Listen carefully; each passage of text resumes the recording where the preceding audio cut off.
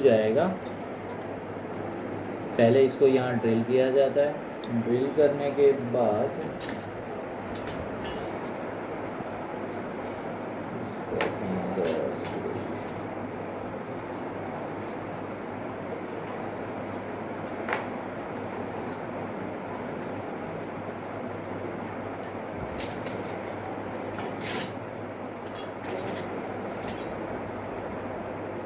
Drill करने के बाद इसका ऐसा ही स्क्रू आता है जिसको हम डालते हैं। स्क्रू को यहाँ फ्रैक्चर है, मान लो कि यहाँ से फ्रैक्चर इंजर है, तो स्क्रू को यहाँ से डाल दिया ऐसे, फिर उसके ऊपर ऐसे प्लेट आ जाती है। ठीक है,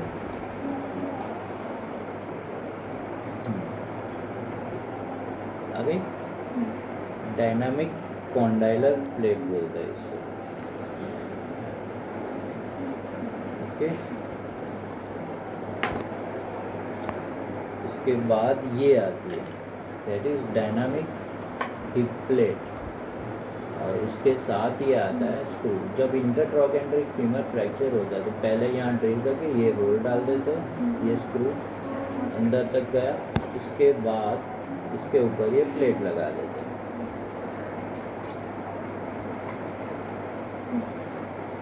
ठीक है, ऐसे ये प्लेट लग गई और फिर यहाँ पर स्क्रू से इसको फिक्स कर देते हैं। Dynamic hip plate and dynamic hip screw. Similarly, this is dynamic condylar plate, dynamic condylar screw. ये सब भी सिमिलर डायनामिक हिप प्लेट ही है, बस साइज अलग अलग है, अलग अलग होल्स, जितनी रिक्वायरमेंट उस हिसाब से आप ये इसको यूज। ठीक है, अपने पास इतनी ही प्लेट है। इसके अलावा स्पेसिफिक प्लेट आती है प्रॉक्सिमल ह्यूमरस के लिए, फिलोस प्लेट करके आती है। प्रॉक्सिमल ह्यूमरल एनाटॉमिकल प्लेट होती है। इसके लिए डिस्टल एंड रेडियस के लिए वोलर प्लेट आती है, वोलर एंड रेडियस प्लेट। उसमें आपको स्पेसिफिक लॉकिंग स्क्रू के होल्स, सिर्फ लॉकिंग स्क्रू वाले होल्स मिल जाएंगे, लेकिन वो यहाँ पर है नहीं, मैं आपको नहीं दिखा सकता।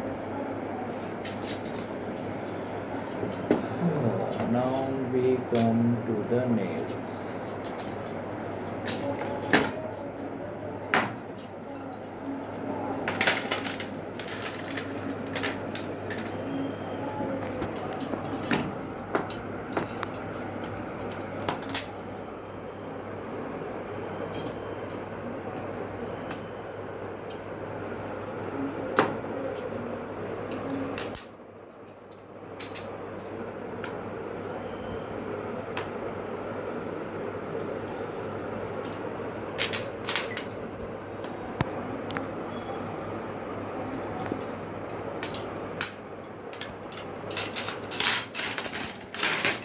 ये रही सारी नेल्स।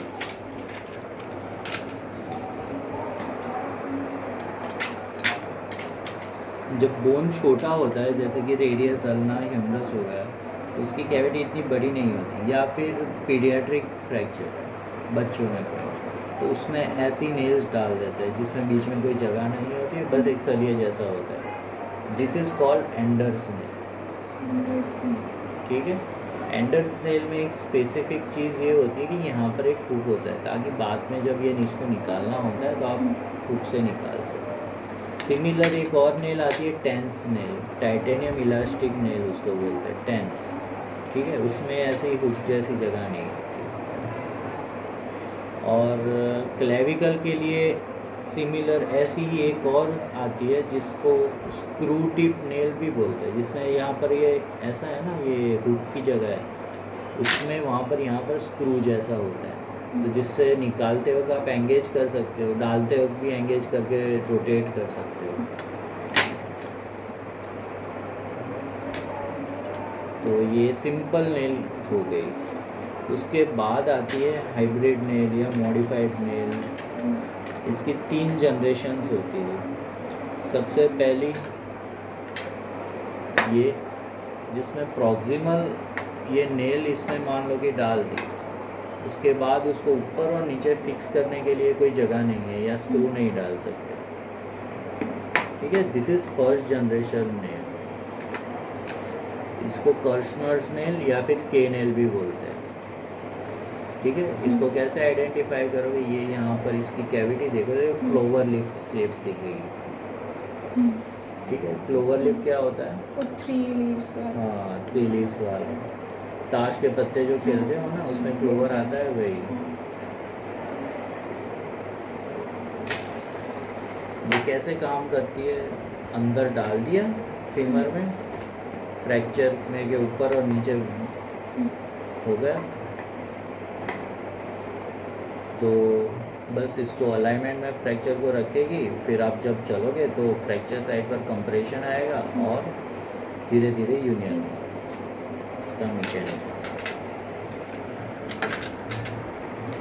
फिर आती है सेकंड जनरेशन नेल, जो अपने पास नहीं है। सेकंड जनरेशन नेल में क्या होता है कि फर्स्ट ऑफ ऑल ये नेल नहीं है, लेकिन वो इसके जैसी ही होती है, बिल्कुल स्ट्रेट, कोई कर्व नहीं, कोई बैंड नहीं, बस ऊपर और नीचे ऐसे होल्स होंगे ताकि आप स्क्रू से फिक्स कर सकें। वो होती थी सेकंड जनरेशन में। इसमें और इसमें क्या इम्प्रूवमेंट हुई? स्क्रू की फिक्स। एग्जैक्टली, स्क्रू से फिक्स कर सकते हो ताकि कभी नेल बाहर ना निकल जाए, अपनी जगह से हिले नहीं उसके लिए। ये कभी कभार यूज़ होती है जब हम बड़ी नेल यूज़ नहीं कर सकते, लेकिन सेकंड जनरेशन नेल आज की तारीख में कभी यूज़ नहीं होती है।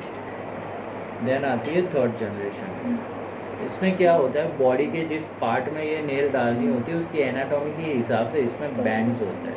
उसके साथ प्रॉक्सिमल और डिस्टल फिक्सेशन के लिए स्क्रू भी होता है। ठीक है, ये नेल है टिबिया के लिए। तो टिबिया में एंटीरियरली जब इसको डालना होता है तो ये 11 डिग्री का यहाँ पर बैंड होगा, और उसके अलावा ये पूरी सीधी रहेगी। अब ये है फीमर के लिए। जब फीमर में डालना होता है तो फीमर आप देख रहे हो, ये थोड़ी सी स्ट्रेट नहीं है, ये एंटीरियरली बोर्ड है। और स्ट्रेट डालोगे तो बहुत डिफिकल्ट रहेगा इसमें डालना, तो ये एंटीरियरली बो नेल होती है ताकि वो इजीली इसमें चली जाए। ठीक,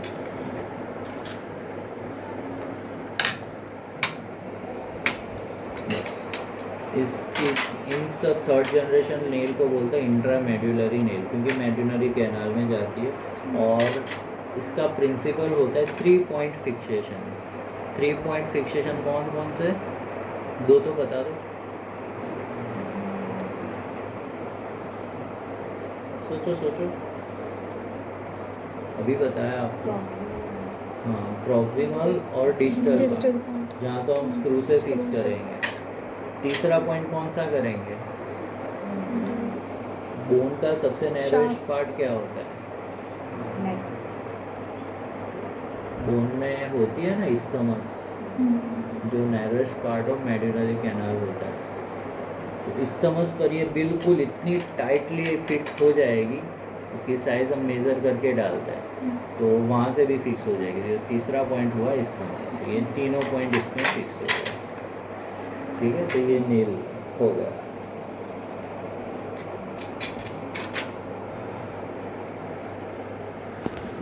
लास्ट ले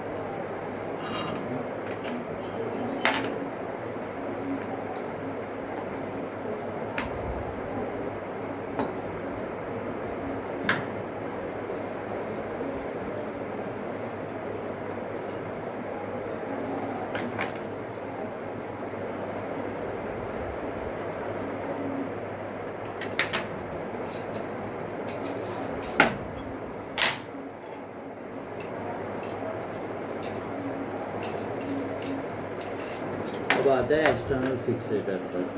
सबसे पहले सिंपल होता है ये ट्यूबुलर एक्सटर्नल फिक्सेटर। ठीक है, इसमें क्या होता है, ये ट्यूब है, इसके ऊपर ये क्लैंप्स है, दो वायर्स आते हैं और ये वायर्स जाते हैं बोन के अंदर। यहाँ पर फ्रैक्चर है तो एक यहाँ डालेंगे, एक यहाँ डालेंगे। ठीक है, एंड ऊपर यहाँ पर ये एक्सटर्नल ट्यूबुलर फिक्सेटर से सपोर्ट दे देंगे। तो इसका पर्पस यह है, हड्डी अपनी जगह से हिलेगी नहीं। अगर आपने रिडक्शन अच्छा ला दिया है तो इससे बोन हिल भी हो सकता है। अगर नहीं भी लाया तब भी कोई बात नहीं, इसके बाद भी आप सर्जरी कर सकते हो। ये इसका यूज़ कब होता है, जब आपके पास बहुत बड़ा ओपन वुंड हो। जब ओपन वुंड होता है तब आप ऐसे इम्प्लांट डालोगे तो इसके सरफेस पर बैक्टीरिया चिपकेंगे और इन्फेक्शन होगा, जो इन्फेक्शन और फैलाएगा। तो ओपन वुंड बड़ा होगा तब आप ये इम्प्लांट्स वगैरह यूज़ नहीं कर सकते। तो ऐसे एक्सटर्नल फिक्सेशन से आप इसको स्टेबलाइज करोगे ताकि जो फ्रैक्चर के जो बोन्स के एंड है वो नर्व और आर्टरीज या सॉफ्ट टिश्यू को ज़्यादा डैमेज ना करे। तो ये ऐसे ही इल्टा डुलता रहेगा तो आसपास सॉफ्ट टिश्यू से सबको डैमेज करेगा। तो ये ऐसे दो ऐसे पिंस लगाकर फिर ऊपर ट्यूबुलर फिक्सेटर से इसको फिक्स कर देते हैं। ये सबसे सिंपल एक्सटर्नल फिक्सेटर है। ठीक है, फ्रैक्चर के ऊपर और नीचे दोनों साइड कम से कम दो दो ऐसी पिंस लगानी होती है। इस पिन का नाम भी स्पेसिफिक होता है। ये नहीं लगाते, ये लगाते हैं। और ये कौन सी पिन है, इसका नाम है सांस पिन। ओके, ये जो पिन है इसका नाम है डनहम्स पिन। ये स्पेसिफिक केसेस में बहुत ऑस्टियोपोरोटिक बोन होता है तभी इसका यूज़ करता है, नॉर्मली इसका यूज़ नहीं करते। नॉर्मली ये सांस पिन इसका ही यूज़ करता है।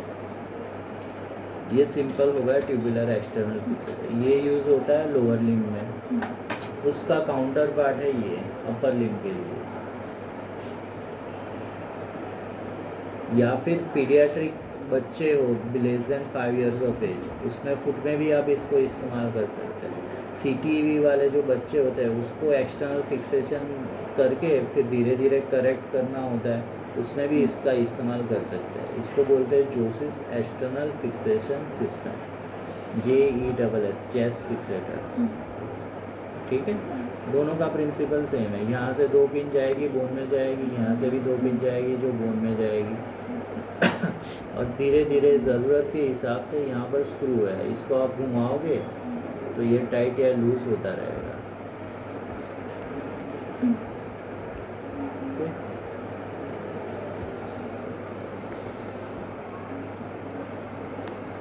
इसको जैसे ही आप गोल गोल घुमाओगे ये लूज होता है, ये दोनों के बीच जगह कम हो गई। तो ग्रेजुअली आप इसको कंप्रेशन भी दे सकते हो, और डिस्ट्रैक्ट करना है तो जगह बढ़ा भी सकते हो।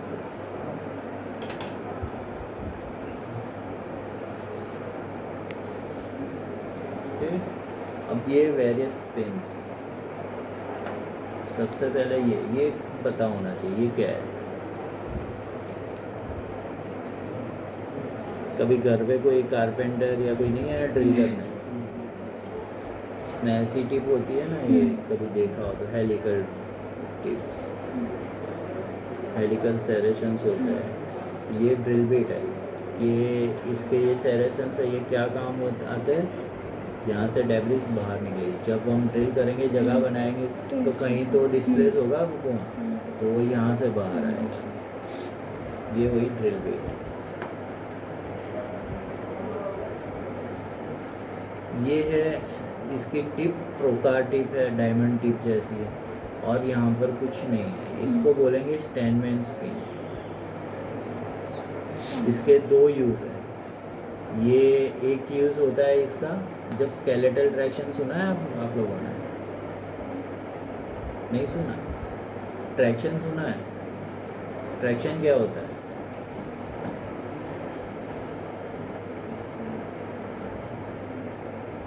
ओके, चलो बाद में बताता हूँ। दिस इज, ये कौन सी पेन है? सांस सांस सांस पेन एक्सटर्नल फिक्सेशन में इसका इस्तेमाल करते हैं। ये अभी नाम बताया स्टेनमेन पेन, और ये लास्ट है। ये एक्चुअली आता बिल्कुल सीधा है, इसमें ऐसी ट्रोकार टिप होती है, कोई सेरेसन या स्क्रू नहीं होते इसकी जगह, लेकिन इसमें और इसमें फ़र्क ये है, इसका ये स्टैंडमैन पिन है, उसमें पीछे ये ड्रिल में होल्ड करने के लिए जगह होती है, यहाँ आप ड्रिल डालकर इसको पकड़ सकते हो। इसको बोलते हैं कर्शनर वायर, के वायर। इसमें दूसरी साइड भी इसके जैसी होती है, इसमें कट है तो आपको नहीं दिखेगी, अदरवाइज दूसरी साइड पर भी ऐसी ही टिप होती है, इसको बोलते हैं कर्शनर्स वायर। जो सब बहुत छोटे बोन्स होते हैं, जैसे फैलेंजिस हुआ, मेटाटार्सल होता है, उसके फ्रैक्चर में डायरेक्ट उसकी कैविटी में, कैनाल में इसको डाल देते हैं और फिक्सेशन कर देते हैं, ये वायर।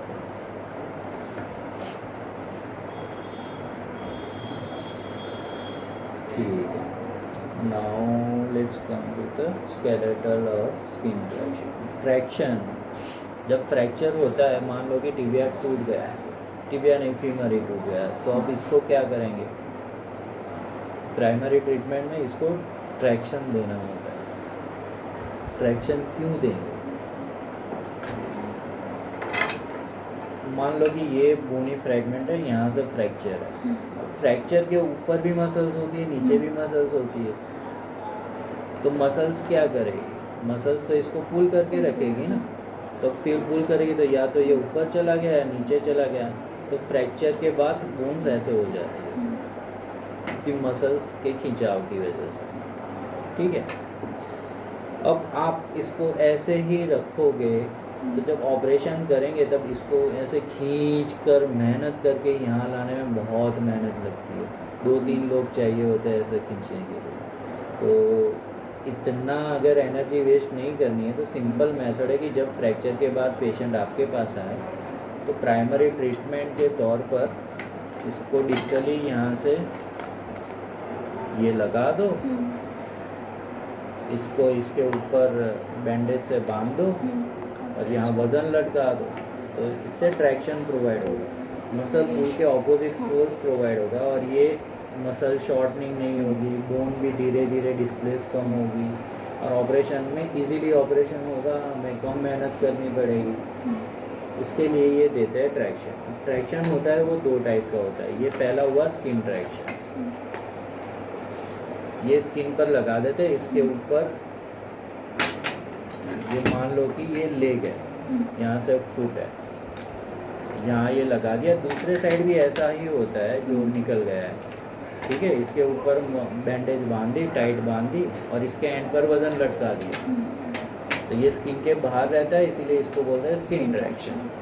इसमें आप अप टू 5 kg वेट लटका सकते हो। ठीक है, लेकिन अगर आपको लॉन्ग टर्म वेट लटकाना है 5-10 दिन के लिए, किसी वजह से आप ऑपरेशन नहीं कर पा रहे, पेशेंट ऑपरेशन के लिए फिट नहीं है, ठीक है, या फिर आपको वेट ज़्यादा लटकाना है, मान लो कि फीमर फ्रैक्चर है, वहाँ बहुत मसल कॉन्ट्रैक्शन होता है, बहुत स्ट्रॉन्ग मसल्स होती है, तो वहाँ 5 kg वेट से तो कुछ होगा नहीं, तो आपको ज़्यादा 10 kg 12 kg वेट लटकाना है।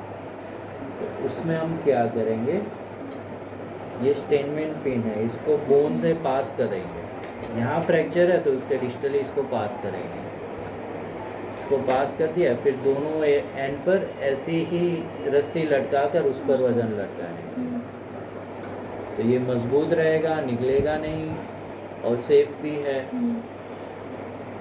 इसको बोलते हैं स्केलेटल ट्रैक्शन। इसमें वेट कितना लटका सकते हैं? बॉडी वेट के मैक्सिमम अप टू 20%। मान लो कि 60 kg की किसी का वेट है तो उसको आप 12 kg तक लगा सकते हैं। 12 kg इसलिए नहीं कि ये टूट जाएगा, ये तो मजबूत रहेगा, ये तो 20-30 किलो में भी इसको कुछ नहीं होगा, लेकिन उसको एक और फ्रैक्चर हो जाएगा आप ज़्यादा लगाओगे, ठीक है। अगर 40 kg वेट है तो कितना 8 kg तक लगाओगे, 70 है तो 14 kg मैक्सिमम इतना लगा सकते हो, ज़रूरत ना हो तो उससे कम भी लगाओ, लेकिन maximum up to 20 kg of body weight. तो ये 2 ट्रैक्शन हो गए, स्किन ट्रैक्शन, स्केलेटल ट्रैक्शन। अब ये आधा ही हमारे पास पूरा नहीं है। ये टोटल हिप आर्थ्रोप्लास्टी का प्रोस्थेसिस है, ये फीमर का स्टेम है। ये क्या होता है, जब हिप आर्थ्रोप्लास्टी करते हैं मतलब हिप रिप्लेसमेंट, तो यहाँ से नेक से ये कट जाता है और उसकी जगह ये आ जाता है। इसके ऊपर सिंथेटिक मेटल का हेड भी आता है तो पूरा बन जाएगा। लेकिन ये जो आपको दिखा रहा है that is femur stem.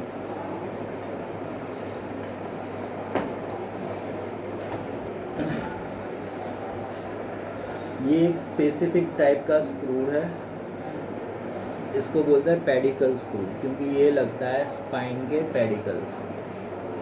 Spine में ये कॉर्टिकल या कैंसरस स्क्रू नहीं लगते, उसकी एनाटॉमी अलग है, उसके लिए अलग से ये स्क्रू बना है। ठीक है, इसको बोलते हैं पेडिकल्स।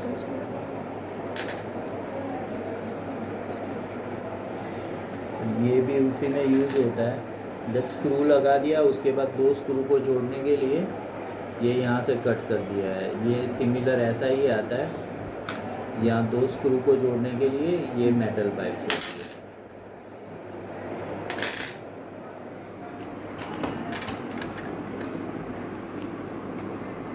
ये आपको आना चाहिए। क्या है ये, क्या है, सर्जरी में नहीं सिखाया? सिखाया होगा सर्जरी में, याद करो याद करो।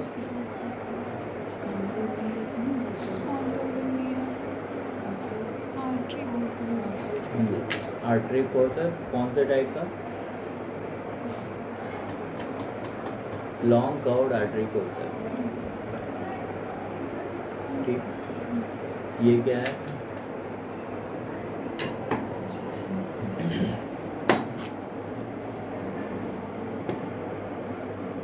ब्लेड। कौन सी ब्लेड? वो तो मुझे भी पता है, ऊपर लिखा है।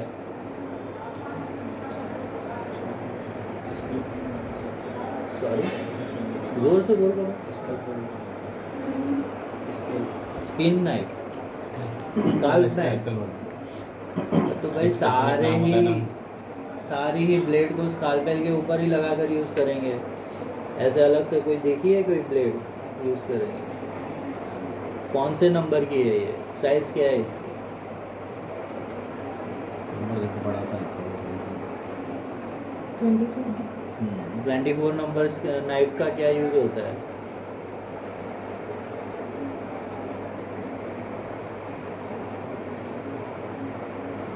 सर्जरी में इंस्ट्रूमेंट की क्लास नहीं हुई? सर अभी पोस्टिंग्स नहीं हुई। अभी पोस्टिंग ही नहीं हुई। ये 24 नंबर ब्लेड है, इसको उसी तरह स्काल्पेल पर, सारी नाइफ को उसी तरह ही यूज़ करते हैं। स्काल्पेल पर लगाकर 24 नंबर स्किन इंसिजन के लिए यूज़ होता है। ठीक है, मेनली ऑर्थोपेडिक्स में हम 10, 11, 15 एंड 24 इतनी यूज़ करते हैं, और कभी कभार रेयरली 23। 10 नंबर नाइफ होती है, दैट इज स्टैबिंग नाइफ। जब आपको बड़ा इंसिजन नहीं लेना, आपको लग रहा है कि एरिया सेफ है, आपको सीधा एक प्रिक में सीधा ऐसे बोन पर ही सीधा टच करना है, तो आप स्टैबिंग नाइफ यूज़ करोगे। वो कौन सी होती है? 15 नंबर इज स्टैबिंग नाइफ। कहाँ यूज़ करेंगे? जैसे एसटी पिन लगानी है तो ऐसा थोड़ी है, ये एसटी पिन मान लो कि यहाँ लगानी है तो ऐसे सीधे इसको ही गोचेंगे, अंदर डैमेज करेंगे, ऐसा नहीं करेंगे ना। तो इसके लिए सीधा स्टैबिंग नाइफ लेंगे, और जहाँ भी आपको लगता है कि सही लोकेशन है वहाँ सीधा इसको घुसा दो, सीधा स्किन टू बोन, ना आगे ना पीछे ना ऊपर या नीचे, सीधा स्किन टू बोन जाएगी वो। तो सीधा आपने ये पिन डालने जितनी जगह हो गई बस बहुत है, फिर इसको डाल दो। वो स्टैबिंग नाइफ होती है। फिर जॉइंट से कोई फ्लूइड एस्पिरेशन करना है, या तो आप डायरेक्ट नीडल से कर सकते हो, लेकिन अगर आपको ज़्यादा बड़ी जगह चाहिए आपको, कैथेटर या कुछ अंदर डालना है सक्शन के लिए ऐसा कुछ, तो स्टैबिंग नाइफ यूज़ होती है। फिर आती है 11 एंड 10 नंबर, वो होती है सॉफ्ट टिश्यू डाइसेक्शन नाइफ। जब सॉफ्ट टिश्यू होता है, सॉफ्ट टिश्यू को आप ऐसे ही चीर फाड़ खींचातानी करोगे तो वो बहुत ज़्यादा डैमेज होंगे, वहाँ ईडिमा बनेगा तो फिर टिश्यू डैमेज, नेक्रोसिस, वो विशेष साइकिल स्टार्ट हो जाएगी। जब आपको स्पेसिफिक पता है कि आपको यहाँ पर ये काटना है तो सॉफ्ट टिश्यू का कटिंग नाइफ लो और इतना सॉफ्ट टिश्यू काट दो जो काटना है। कहाँ यूज़ होगी वो? डिब्राइडमेंट के लिए, जहाँ आपको नेक्रोटिक सॉफ्ट टिश्यू क्लियरली दिख रहा है कि हाँ इसको काट के बाहर ही निकालना है, तो वहाँ सॉफ्ट टिश्यू नाइफ यूज़ होगी। जब स्पेसिफिक प्लांट सर्जरी होती है तो वहाँ फिक्स होता है कहाँ से कहाँ जाना है, कौन से मसल के बीच में जाना है, फेसिया कट करना है, तो सॉफ्ट टिश्यू का सिर्फ कटिंग नाइफ यूज़ होती है। ओके, बाकी ये 2 चीज़ बच गई है, ये आपको नहीं पता है क्योंकि ये ऑर्थोपेडिक में यूज़ होता है। ये है पेरिओस्टियम एलिवेटर। जब आपको बोन के ऊपर ये प्लेट लगानी है, जब इसके बीच बोन और नीचे प्लेट, उसके बीच पेरिओस्टियम की जगह ही नहीं है तो हम क्यों उसको रखेंगे? उसको रखेंगे तो वो क्रश हो जाएगा, डैमेज हो जाएगा, फिर इन्फेक्शन का सोर्स बनेगा। तो इसको वहाँ बोन की सरफेस से रिमूव करेंगे। रिमूव करने के लिए ये होता है, ये यहाँ एक्सपोजर कर लिया, फिर बोन की सरफेस पर ऐसे पकड़ कर निकाल दो तो पेरिओस्टियम आपका स्ट्रिप हो जाएगा। यहाँ ये उंगली या थंब, आपको जो भी कंफर्टेबल लगे वो रखने की जगह है ताकि आप प्रेशर से ऐसे मूव कर पाओ। ठीक है, ये भी सिमिलर इंस्ट्रूमेंट है लेकिन इसका इस्तेमाल पेरिओस्टियम स्ट्रिप करने के लिए नहीं होता, इसीलिए यहाँ थंब या फिंगर रखने की जगह नहीं है। इसको बोलते हैं चीज़र। चीज़ल जो स्टोन कटर्स यूज़ करते हैं ना, चीज़ल वो ये वही चीज़ है, हम बोन कट करने के लिए यूज़ करेंगे। जब आपको स्ट्रेट डायरेक्शन में बोन को कट नहीं करना है किसी भी रीज़न से, मान लो कि कोई ओवरग्रोथ हो गई बोन, आपको ऐसे कर्व फैशन में इसको कट करना, तो इसको यूज़ करेंगे। तो ये कर्व फैशन में आप इसको एंगल देकर यूज़ कर सकते हैं। लेकिन अगर आपको सीधा बोन कट करना है तो एक दूसरा इंस्ट्रूमेंट आता है जिसको बोलते हैं ऑस्टियोटॉम। इसमें एक साइड शार्प है, ऑस्टियोटॉम में दोनों साइड शार्प है, तो वो सीधा चला जाएगा। आप जैसे ऐसे रखो, ऊपर हैमर करो, वो सीधा ऊपर से नीचे ही जाएगा, कहीं टेढ़ा मेढ़ा नहीं जाएगा। इसको आप ऐसे रखोगे, ऊपर से नीचे ऐसे हैमर करोगे तो ये कर्व हो जाएगा क्योंकि एक ही साइड शार्प है। ठीक है, बस हो गया इंस्ट्रूमेंट खत्म। सो ये क्या? ये हाँ, ये रह गया। ये एलिज़ारो एक्सटर्नल फिक्सेशन रिंग है। जैसे हमने सिंपल फिक्सेटर था, ट्यूब एक्सटर्नल फिक्सेटर, उसमें एक ट्यूब होती है, सिमिलरली इसमें पूरी रिंग आती है। 4 रिंग लगाओ और रिंग पर ऐसे क्लैम्प्स आता है, क्लैम्प से ये STP अंदर जाती है। अब के वायर भी डाल सकते हो इसमें, आर पार पास करो और यहाँ पर वो स्क्रू से फिक्स कर दो। तो ये बहुत कॉम्प्लिकेटेड कंपाउंड या सेगमेंटल फ्रैक्चर्स होते हैं, वहाँ एलिज़ारो रिंग यूज़ करते हैं। सिंपल फ्रैक्चर में ट्यूबुलर एक्सटर्नल फिक्सेशन।